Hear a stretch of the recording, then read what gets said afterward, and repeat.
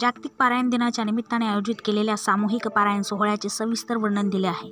वाशिम जिल्ह्यातील कारंजा लाड येथे श्री संत गजानन महाराजांच्या भक्तांनी आयोजित केलेल्या या धार्मिक कार्यक्रमात 21 अध्यायी ग्रंथाचे सामूहिक पारायण भक्तिभावाने पार पडले। कार्यक्रमात 1100हून अधिक भक्तांनी सहभाग घेतला। महाआरतीनंतर महाप्रसादाचे आयोजन करण्यात आले आणि भाविक भक्तांच्या सोयीसाठी अल्पोपहार व चहा पाण्याची व्यवस्थाही होती।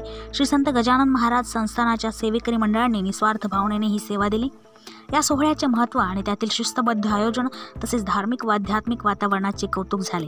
सामाजिक व आध्यात्मिक एकतेचा हा सोहळा भाविकांना संत गजानन महाराजांच्या चरणी समर्पित होण्याचा आणि शांती व समाधानाचा अनुभव देणारा ठरला।